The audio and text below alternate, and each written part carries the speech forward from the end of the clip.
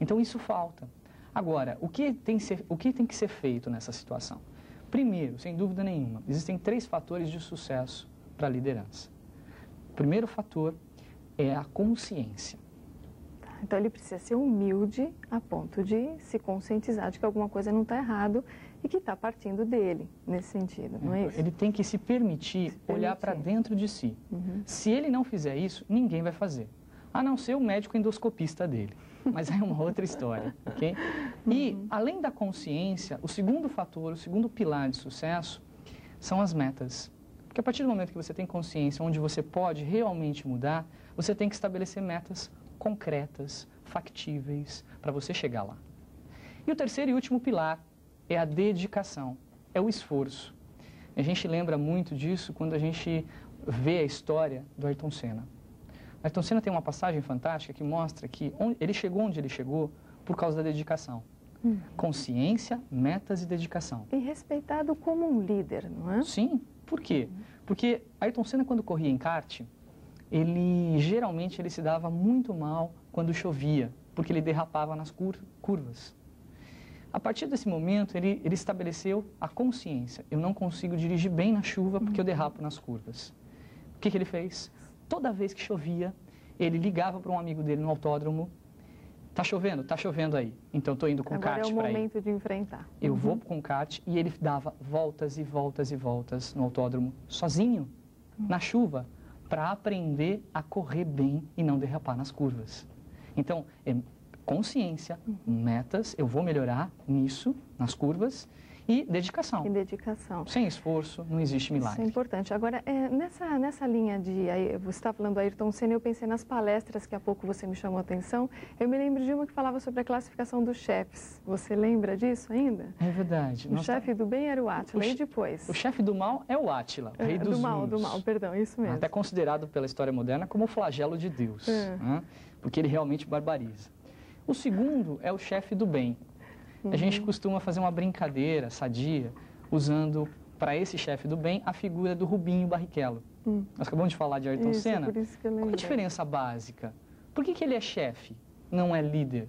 Porque o Rubinho, e todo respeito vai para ele nesse momento, é um profissional que corre pela Ferrari, super preocupado com o seu trabalho, super preocupado com a equipe, com a Ferrari. Competente, né, na sua técnica. Competente. Só que ele é tão preocupado com a equipe que naquela corrida memorável, ele deixou o Schumacher passar na frente para vencer. Ou seja, todos os brasileiros, ou quase todos, ficaram indignados. Alguns disseram até que perderam o direito de torcer. Ou seja, ele está ligado a obrigações. Ele está ligado a cumprir ordens. Cumprir ordens. Esse é o chefe do bem. É o chefe que está preocupado com o resultado do seu departamento. Tá certo. E não foge disso. E aí eu entro no líder, não é? Daqui a pouquinho. Exatamente. Eu vou te pedir para você dissecar esse líder para nós no segundo bloco. Por favor, Fabrício. Okay. No terceiro milênio dessa noite, nós estamos falando sobre a diferença entre chefia, o chefe, e a liderança. Fique conosco, o assunto está muito interessante. Até já.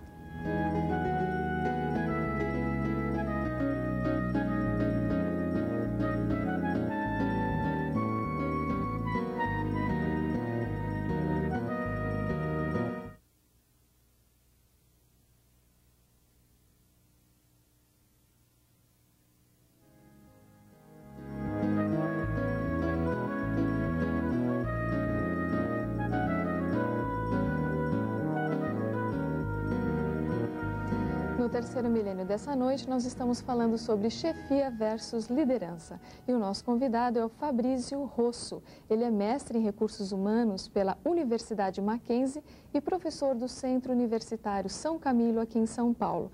No final do primeiro bloco, o professor nos falou que existem praticamente 3 tipos de chefes, né? Dois tipos de chefes até chegar no líder. Vê se eu entendi direitinho. O primeiro é o chefe do mal, aquele que impõe o autoritário, é o Átila. O segundo é aquele chefe que eu entendi que é meio que de transição. É o chefe que percebeu que alguma coisa está errada, que ele vai, pelo exercício da humildade, penso eu, tentar mudar estabelecendo metas.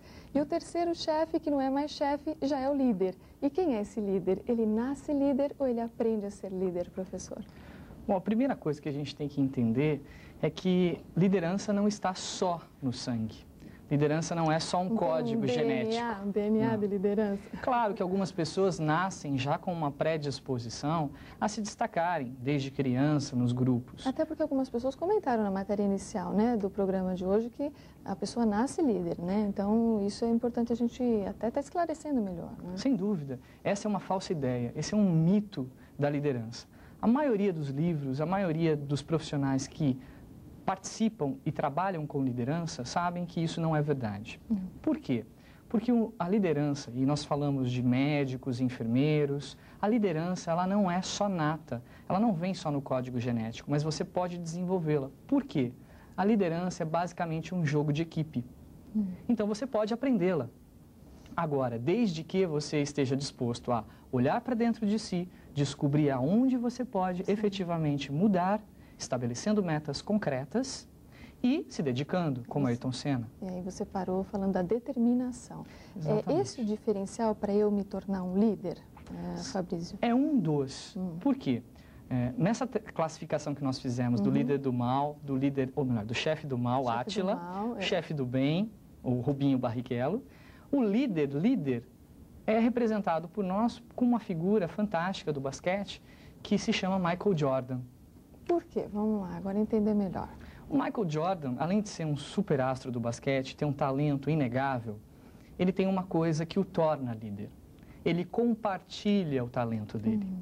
Tá aí um diferencial, então. Esse é o grande diferencial. Se você pegar os ensaios, os treinos do time de basquete onde Michael Jordan jogava, e às vezes joga ainda, você vai ver o seguinte: ele é o primeiro ou um dos primeiros a chegar. Ele é o primeiro a ensinar e trocar truques de basquete, fórmulas para enganar o adversário com os próprios colegas. Ele divide o talento dele, não só a informação, mas ele ensina, ele divide o conhecimento, que, aliás, é a única coisa que a gente, quando divide, não perde. Quando a gente divide conhecimento, a gente só ganha mais conhecimento. E a gente estabelece um vínculo de confiança com a pessoa que está recebendo esse conhecimento. Confiança é a base da liderança. Tá certo. E a comunicação? Onde é que fica aí se eu pensar numa estrutura de empresa? Onde eu tenho lá no ápice a alta direção, porque em termos gerais o cronograma, como se monta uma empresa é mais ou menos assim, né? Sim. Esse fluxograma, e ela pensa e tem lá embaixo os departamentos subordinados que executam. Se não há um canal direto, uma filosofia administrativa, não sei como se chama isso, entre o que pensa e o que executa, onde é que fica aí o papel do líder nessa falta de comunicação? A primeira coisa e a primeira responsabilidade do líder é a seguinte: você está num cargo de confiança. Se alguém lhe escolheu para responder por um determinado departamento, você está num cargo de confiança.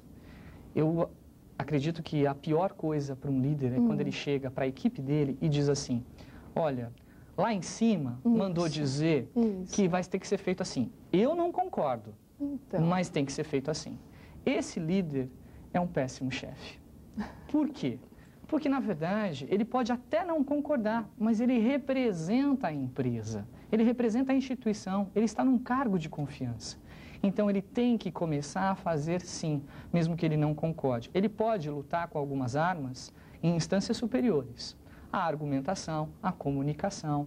Claro que isso é a base. Um líder que não se comunica bem é um líder que tem problemas seríssimos de relacionamento. Aí nós já entramos no capítulo mesmo da linguagem, seria? Perfeito. Do domínio dessa língua, da capacidade de envolvimento com o outro, da expressividade. Perfeito, Luciana. Só para te dar um exemplo, nós na Fator RH já treinamos, capacitamos mais de 500 profissionais, enfermeiros, médicos em liderança.